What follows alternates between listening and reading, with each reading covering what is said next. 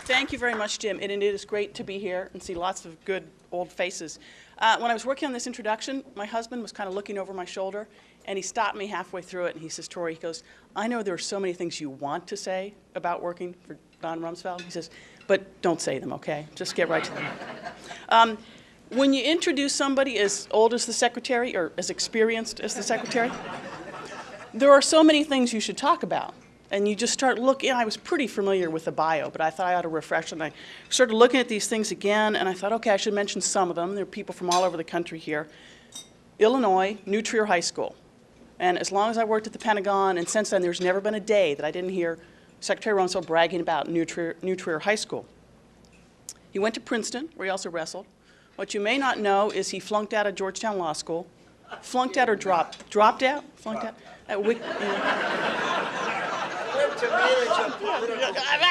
You get your turn. The Wikipedia gets you in trouble every time. Worked for a few members of Congress. Worked for an investment banking firm. That one I didn't remember. Elected to Congress himself at 30. Served in the Nixon White House in 2 economic roles. Was smart enough to get out of the country and over to NATO. Comes back as the youngest Secretary of Defense. And comes back many years later as the most senior, most mature Secretary of Defense. One of the things he did the first time around as Secretary of Defense was oversee the transition to the all-volunteer military, which I personally and a lot of people think is one of the best things that ever happened to the military. You know, I'm going through these things, and you know what I thought, sir? You sound like Jim, a guy. How long does she get? He sounds like a guy who can't keep a job, right? You're just going through this every 2 years. It's changing. I was running out of paper. But at a time when most people would say, I want to go to my house in Taos, I want to go to my place on the Eastern Shore, I don't need this nonsense anymore, Secretary Rumsfeld was willing to come back and serve again as the most mature Secretary of Defense. And a lot of you have heard so many things and know so much about what he did the second time around. One of the things that I always thought didn't get the attention it deserved were the transformation efforts that were underway, despite everything he was dealing with at the time, 9/11, Afghanistan, Iraq, crises every single day, wolves at the door every single day. He remained very, very focused and very intently focused on transforming the military to meet big-time 21st century challenges. And I promise you, as somebody who got the opportunity to work there in a very small way, the place is so huge, the challenges are so great, that literally if you could just get from the stuff from the left side of the desk to the right side of the desk, by the end of the day, it was a big deal. And if you could just shoot the wolves at the door every single day, that was a big deal, and you should be pretty proud of yourself. But if you really cared about the place, and you really cared about the institution, and you really cared about leaving it a better place than when you got there and how you found it, then you worked on those bigger, more long-term efforts. And the person I heard who best described this was Secretary Gates at your portrait ceremony last year. Some of us who tried to save the taxpayer dollars suggested that we just take the old portrait and put a little plaque underneath it that said, okay, second time around, but Secretary Rumsfeld had another portrait done. I paid for it. That's not in the Wikipedia account. Okay, so this is the nice part. This is where I get nice. So Secretary Gates said, among other things, he's dealing with all these challenges, and he said, Secretary Rumsfeld, in addition to fighting America's enemies, Rumsfeld simultaneously and doggedly pursued an agenda of institutional transformation and reform, grappling with inertia and vested interests like the champion wrestler he once was. The result is an American military that has become more agile, lethal, and prepared to deal with the full spectrum of conflict. And it is so, so important. It's not sexy, but it is so important. But all kidding aside, Secretary Rumsfeld could have gone on and done a million things, but he came back and he served so well. And if you don't have his book, get it. And no matter what else is going on in your life, take time to read it. Not just to read about the things you've probably already heard a lot about, but to look back at these incredibly important chapters of history in which he has had the privilege, I can say that, to serve. He's lived for 1/3 of the country's history. Which Think is of that. Think of that. What a young country. And from his book, you won't just learn a lot of interesting things about him, you will learn some amazing things about this great country and these incredibly important critical chapters in its history. And he does it in a way that brings remarkable transparency to it. And I really think, as much as I would like to make fun of the book as well, and Keith here has helped him tremendously with it, it brings a transparency and an accountability to government that I think has set a very, very high bar for anyone who tries to write a book like this afterwards. So, quite seriously, it was a real privilege to work for Secretary Rumsfeld. It is a privilege to introduce him. And before I get out of your way, just remember, mutually assured destruction. You start on me, I'm right here. Sir?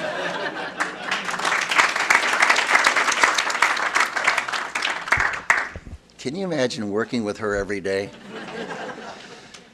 In the book, and there's a website to the book, which you might want to take a look at also. There are some 3,000 documents that are there, and Father's Day's coming up. Graduation gifts?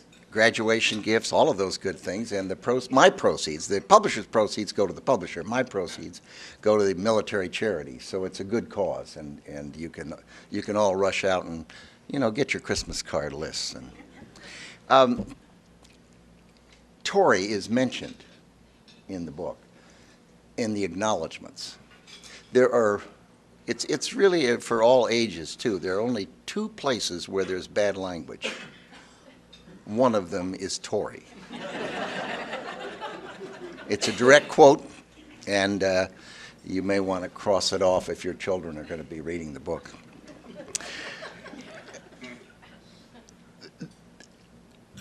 She's taken up so much time. Jim's trying to eat his breakfast over there. Look on his lap. That's dangerous. I thought what I'd do is, since this is a policy-oriented group, make a couple of comments and then respond to questions, because I know there will be questions. The institutions that we live with today, here in the United States and the international institutions, almost all were fashioned during the Truman administration. There was the inflection point at the end of World War II and the beginning of the Cold War, where we saw in the United States, the National Security Act, the National Security Council, the CIA, the Department of Defense, the USIA. Internationally, we saw the United Nations created, Nato, the IMF, the World Bank, I think the OAS. All of these things are now 60 some odd years old. Some have been adapted and adjusted somewhat. NATO, for example, has gone from, when I served as ambassador to NATO, there were 15 members, 14 in the military, and France that was in the political side. That's changed. Now it's something like 25, 26, 28, I forget what it is, but most of them haven't changed much. And the Department of Defense has changed, I should add, with the Goldwater-Nichols legislation, which basically took away from the military services, which were kind of fiefdoms, each one thinking they would win the war separately.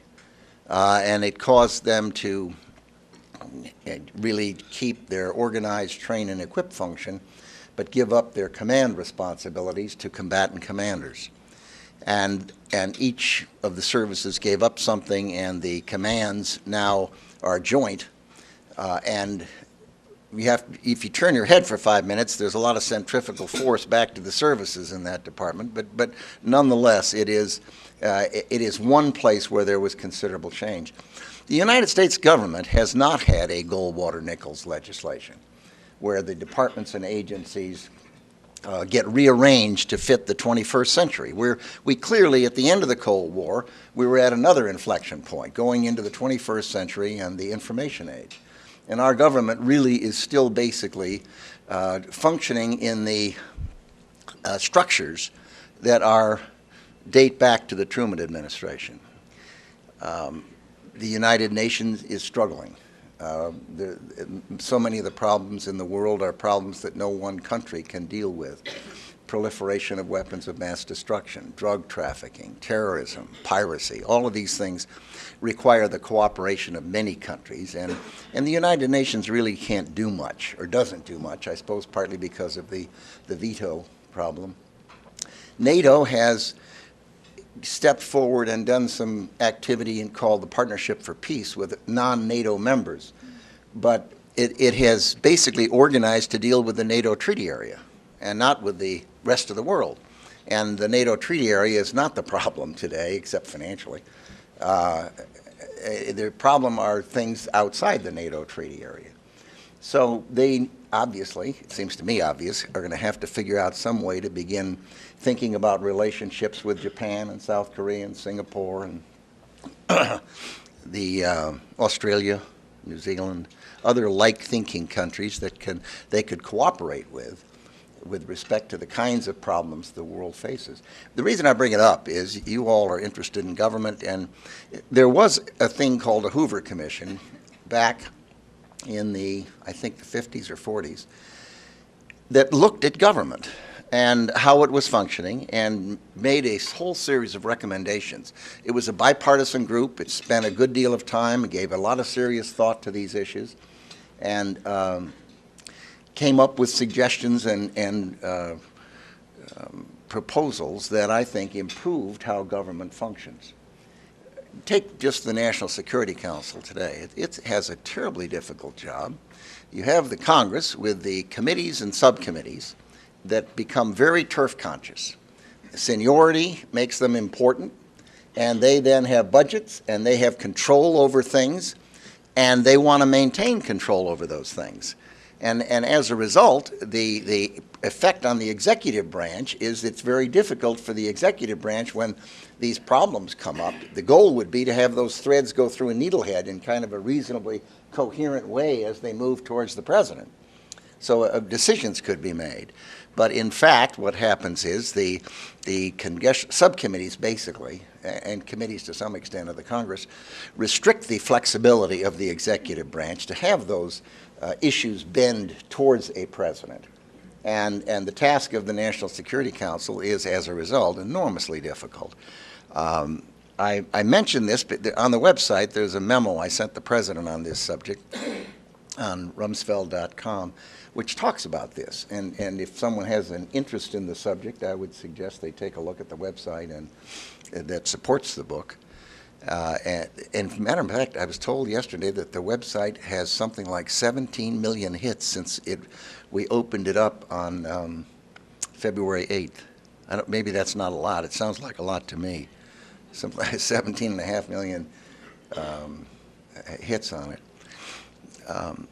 I think that this is an important subject. I don't find it's terribly interesting for people, and I suggest that it ought to be, and that we would be able to function a great deal better if we addressed some of these issues and gave some thought to them, and maybe had something like a Goldwater-Nichols for the entire U.S. government, and then looked at some of these international institutions as a leader in the world, the United States, and gave some thought to suggesting that there be some kinds of reforms there. Although having served at NATO, I can say getting changes in a organization that requires consensus is when the French are in it, particularly, it makes it very difficult. Nothing personal for anyone here, but just reality.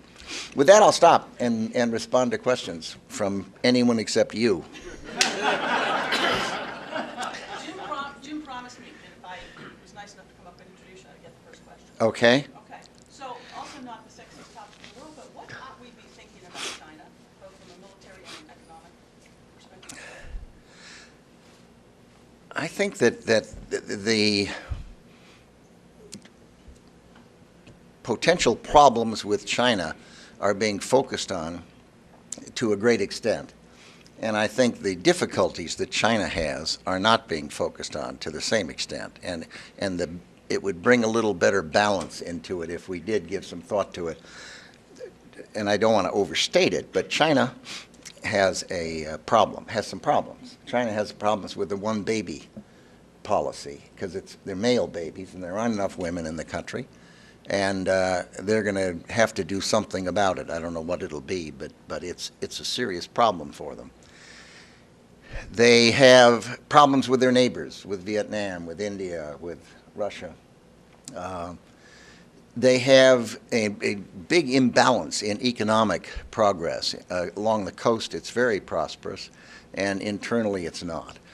They still have all of these, great many of the large government corporations, entities that are way overstaffed with employees, and they're going to have to do something at some point to change that and let them go. And they worry about it. They worry about the protests that they have periodically in that country. They've got this very diverse population, which a lot of them don't like each other. And so I look at it, I look at the situation with Taiwan, and I can think back in my career, we really worried about a potential conflict between the PRC and the Taiwan, across the Taiwan Straits. I remember I was in China for the 50th anniversary of the Communist Party. I wasn't there to celebrate it, I just was there. It was a coincidence. We went into these pavilions. They had one for every one of their provinces. And one of them was on Taiwan. And what it was war. It had all the missiles going in there and airplanes landing and bombs exploding. And it was filled. It was like the size of this room 4 times, the Taiwan pavilion. And that was the attitude. Today, I don't worry about a war with Taiwan. The number of people that go back and forth between the mainland, the number of, when I was in business, which you left out, 20 years, 2 Fortune 500 companies, but nothing personal. But we had an instrument company in Taiwan, and we ended up transferring, I think, 4,000 or 5,000 employees onto the mainland, and the relationship back and forth. Now even they have flights going back and forth. So I think one of what was a major potential flashpoint, it doesn't exist today. I think they're not going to go to war over Taiwan. They had the big unification where they brought back Macau, they brought back Hong Kong, and the last one is Taiwan. But I'm fairly comfortable that they're not going to have a conflict over that. It just doesn't make sense. The economic activity is too extensive. The other thing they've got a problem with is they have an authoritarian government and a relatively, increasingly, I should say, freer economy. And they're going to have a lot of people milling around with cell phones and computers and doing all those things that people do today in the information age that is going to put a stress on their political system. It's just very easy to organize demonstrations and the like, as we're seeing in Africa. So my view is that I don't know how it's going to turn out with China. There's no question they're increasing their defense budget. There's no question they've arrayed an awful lot of missiles against Taiwan, and that they're developing a blue water navy. But I think if we manage our diplomacy well, they have a lot to lose with their economic interaction around the world. They've been very smart with their aid. They've been going around buying presidential palaces for African potentates and yachts for guys who run islands in various places and soccer stadiums in another country. Relatively small amounts of money, but making friends around the world. So that's, and we don't do that as well. So I guess my answer is I don't know how it's going to shake out, but I think that if we manage our affairs right, it's conceivable that they'll enter the world with not grinding gears to any great extent. Yes, Nancy. Knowing what you do about the executive branch and the Congress as well, what is your view of the possibility of really moving toward a more integrated government structure, a smart government? The fact that we did Homeland Security and would preserve the jurisdiction of 22 committees and subcommittees does not bode well for the future of an integrated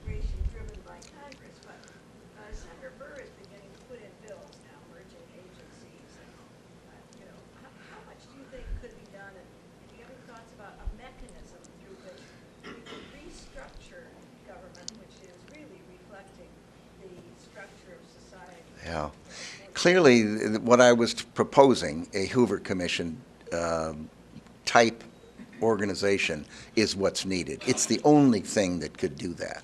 And it would have to be totally bipartisan and have people with credibility on it that are seriously interested in it. Take a look at the website, the memo I wrote on this. I think it moves in that direction. I don't think there's any other way to do it piecemeal. And you're quite right. The Director of National Intelligence legislation and the Homeland Security legislation is not the kind of model you want to follow in terms of government reform, in my view. I mean, well, I won't belabor it. Yes. Current Secretary of Defense retiring soon. What would you say were some of his successes and some of his challenges that Nato will have to deal with? Yeah, I think Bob Gates has done generally a good job, and he's a thoughtful man. He has the unions got a hold of him, and they tore up the national security personnel system, which we put in place, which is unfortunate, but that isn't his fault. It's just a reality. For the most part, he's continued the kinds of transforming steps that we put in place in terms of strengthening the special operations forces and rebalancing our forces around the world.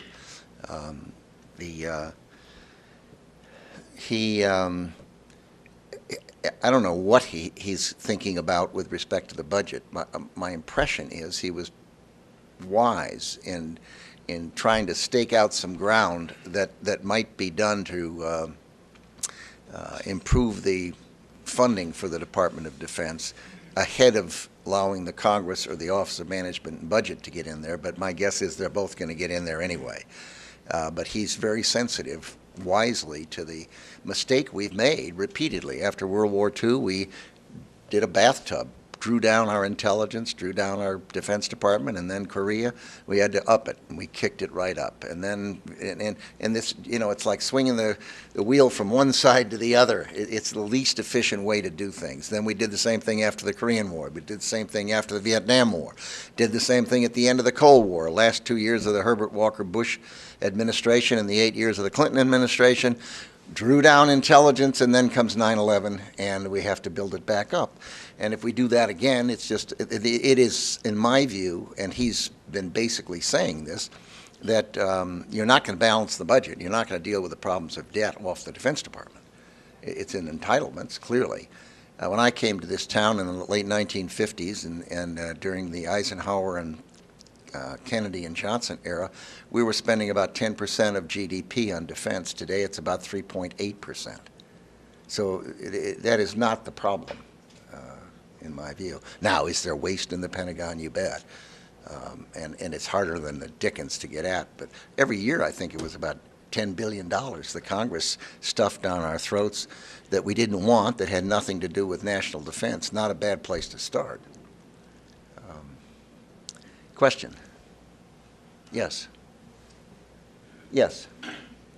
The initiative that you started, Mr. Secretary, of creating purple units, particularly in training, strikes me as one of the real initiatives that needs to go forward. Can you comment further on what you see as the integration, especially related to training and helicopter pilots and doctors and so on, in the purple initiative? Well, we put a lot of effort on it, and it's all a matter of people. Either you have people in key spots who believe that the United States of America is better off if the Department of Defense emphasizes jointness and the interaction and interoperability and the working together. And that starts with training, as you point out. It also starts with selecting senior people who have that in their head. And the services have a tendency to become service-centric. It's natural.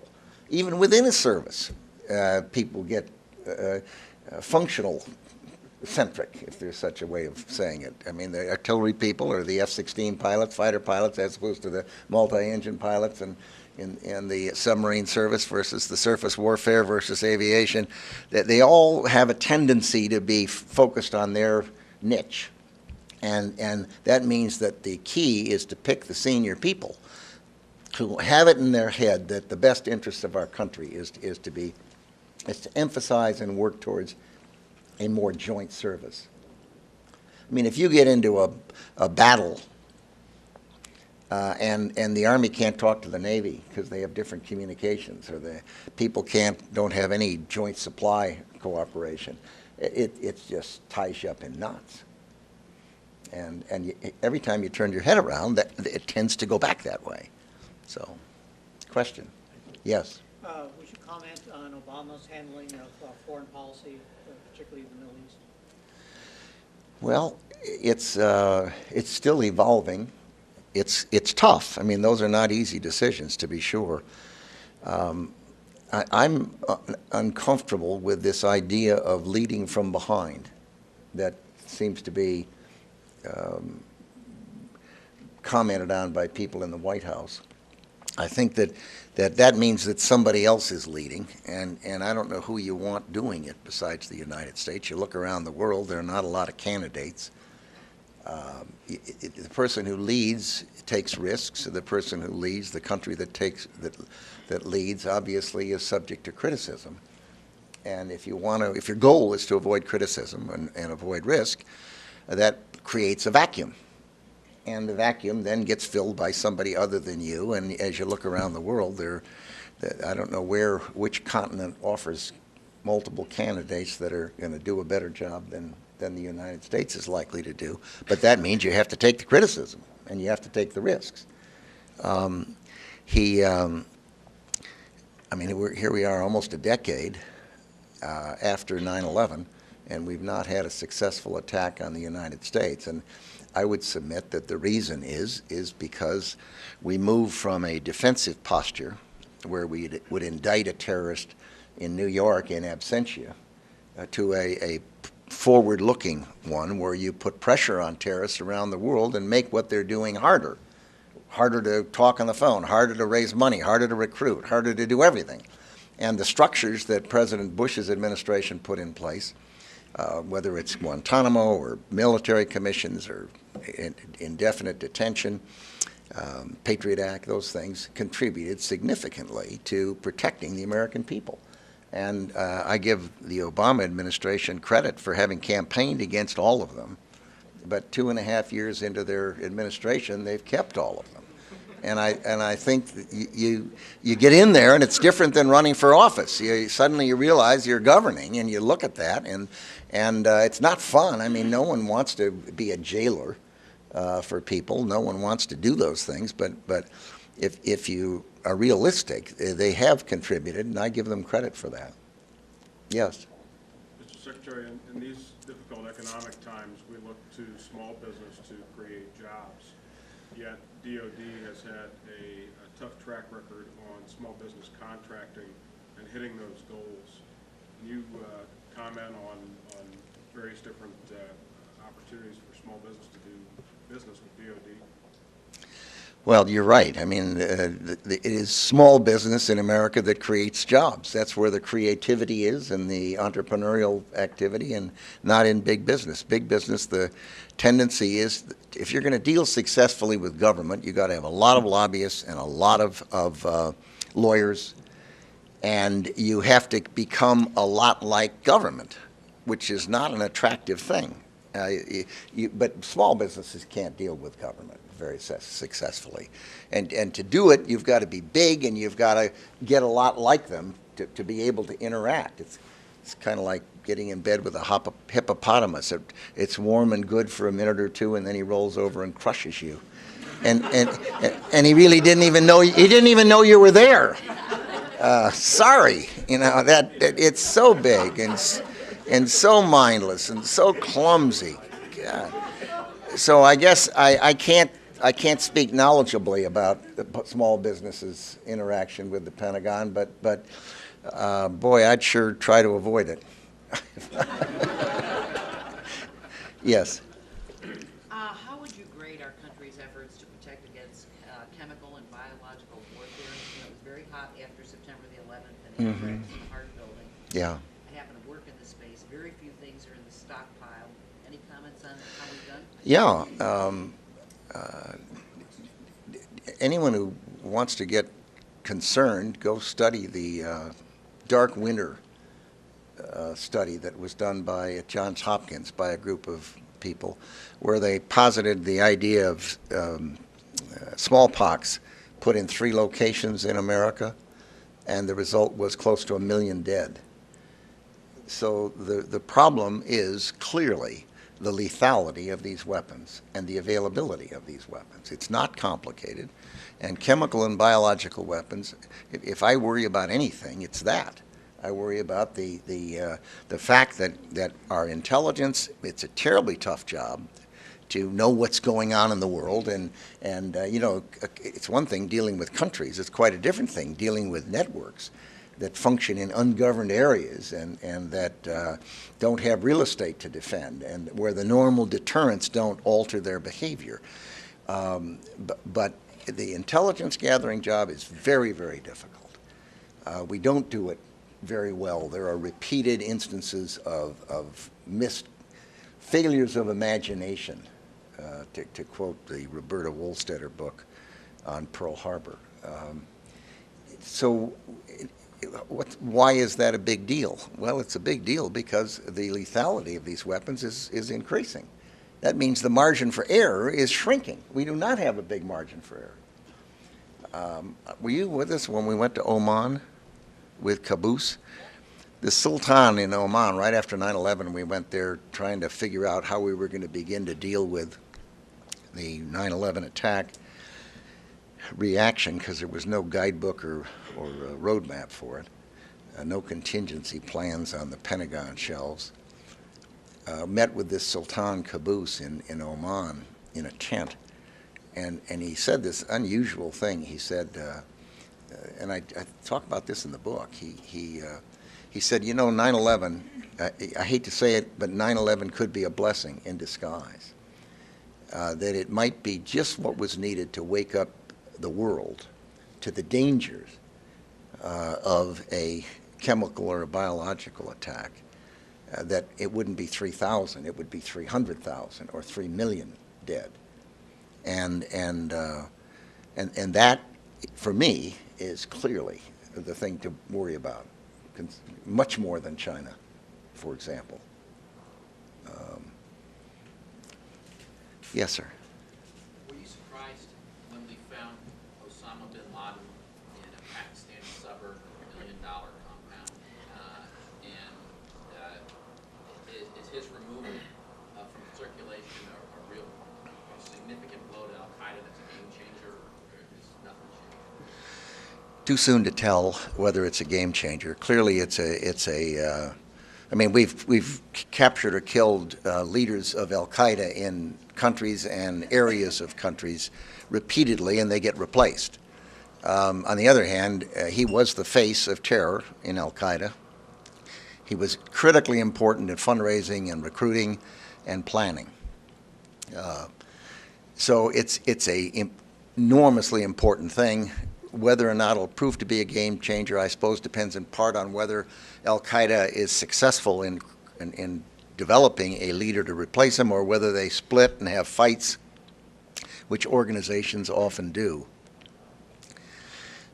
First question, no, I wasn't even slightly surprised. If you drive up the Potomac River on the Virginia side, up from the Pentagon, a mile or two away from the Pentagon, and look at those great big estates in there with the big fences and the gated things, we don't have any idea what's going on in there. Nothing. The idea that simply because it was close to a military base in Pakistan, therefore they had to know, I don't think so. I mean, if I were OBL, I sure wouldn't have told any Pakistani where I was. One more person, that means there's 4 more people. 4 more people, that means there's 8 more people who know. And my guess is he had $1 billion. He had a very loyal cadre of people. And if my guess is what he did, he had maybe 1 or 2 people who knew where he was, and that's it. And they were the linkage with outside. And I don't think it's I worry about this, all this huffing and puffing we've seen about Pakistan. Oh my goodness, we should cut off their money or we should sever relations. And who in the world wants to see a failed state in Pakistan, a large Muslim country with nuclear weapons, that is giving us overflight rights and gives us transit rights into Afghanistan? And, are they like us? No. Are there people in there who deal with the Taliban? Sure. Is it conceivable someone in the Pakistani government knew that his compound was there? Yes, it's conceivable, and we ought to ask the tough questions. But I don't think it's self-evident that they knew. And I think we all ought to take a deep breath and not rush to judgment and not think that the thing to do is to say we would feel wonderful for about 5 minutes if we cut off relations with them and took away the money. And then what would you have? We did that before when they exploded a nuclear weapon. We did it with Indonesia, another large Muslim country, when they had some police activity that we didn't like. Other countries are not like us. We have to accept that.